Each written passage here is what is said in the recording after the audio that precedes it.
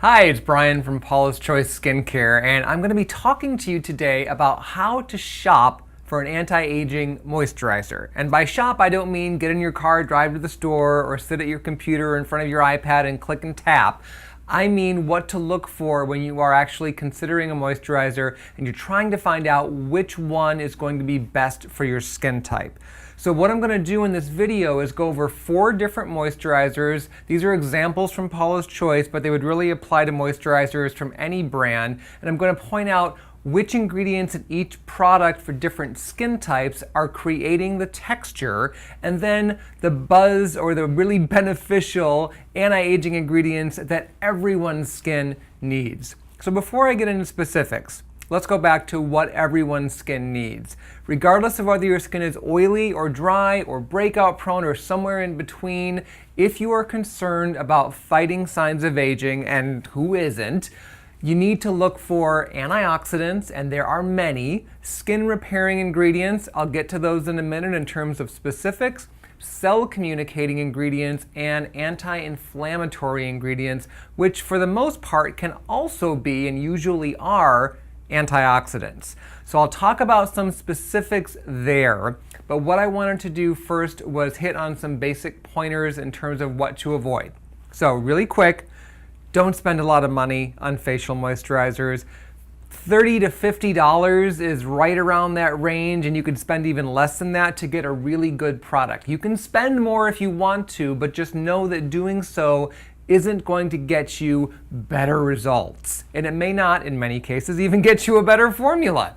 The second thing is that when it comes to anti-aging ingredients, as we've said before, they are very sensitive, the majority of them, to breaking down in the presence of light and air. What does that mean? No jar packaging. Please, please, please avoid it. I know it's pretty, I know it feels nice, it looks good on your counter, but as soon as you take the lid off that jar, those precious ingredients you're paying extra for that really can help your skin start to break down from the first time. You're also sticking your finger in the jar, which for a water-based product can immediately start stressing the preservative system, because even when we wash our hands first, there's always going to be some amount of bacteria transfer into the product, which further stresses the ingredients. So no jars. Okay, so what do you look for? Let's start with dry skin. It's all about texture, which is actually true for any skin type, but particularly if you have dry skin, look for moisturizers that have a cream, rich lotion, or a balm-like texture. Now I have this option from the Paula's Choice Clinical line. Let's just go over a few of the ingredients. So pretend that you're with me in the store and we're looking at this label together. You've got water, which is the first ingredient in most moisturizers. You've got shea butter, thick, rich, good ingredient to see among the first few.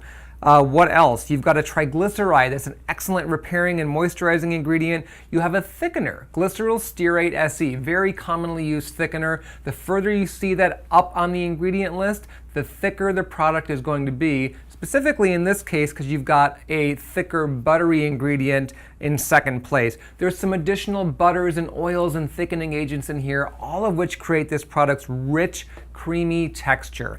Now dropping down a bit, we have another product that is also for dry skin, but kind of more, you could also use this if you have normal skin and want a creamier texture. And this has, you've got your water, you've got a couple of heavier duty thickening agents along with some plant oils. When you see those ingredients among the first few, you are getting a creamier, richer product. Now, one of the other early ingredients in this moisturizer is butylene glycol. Butylene glycol along with propylene glycol are very common ingredients in moisturizers because they bind moisture to the skin. They also improve the spreadability and the moisture retaining properties of a lot of products. But they're also thin textured ingredients, so if you see, for example, butylene glycol among the first few ingredients, chances are it's not necessarily going to be as rich or creamy as that first moisturizer I showed you with all the butter and triglycerides. Kind of like what you shouldn't be eating, right? Well, actually, butter's coming back. Yay. Skin Balancing Moisture Gel, it's an example of a lightweight gel type moisturizer, something that someone with normal to oily or combination or even breakout prone skin should be looking for.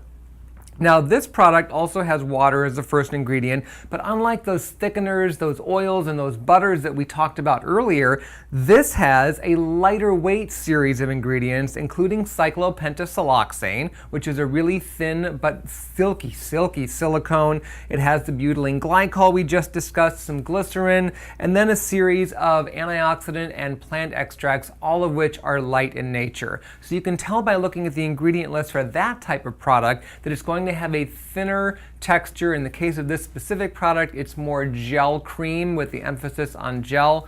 Great for oily skin. You don't want to use heavy emollient ingredients. Leave those for the folks with dry skin. They need them most. Last on the list, just to give you an example of what I would consider a lotion, which is really kind of a jack of all trades texture. If you're not quite sure where to start in terms of, I'm not quite sure how dry my skin is and I've got an oily area but not all over, try a lotion texture and see how your skin does. This, you can tell just by shaking the tube that you can feel it, you can hear it's a bit fluid. Water again, the first ingredient, you'll see this almost all the time. You've got some thinner thickening agents, glycol diheptanoate, again the cyclopentasiloxane, butylene glycol shows up again. You can see some commonality between lighter weight products versus heavier products. So those are all good pointers for you to keep in mind. It's not so much about the specific thickeners, the specific emollients, the specific water binding agents being among the first few. It's just knowing which of those ingredients in terms of the category that you should be looking for to judge a moisturizer's texture. And then of course, any moisturizer, just to recap, should have those repairing ingredients, those antioxidants, and those cell communicating ingredients and anti-irritants. And none of those are really about adding weight or taking away weight or slip from a formula. They're additive in a way that doesn't necessarily affect a product's texture.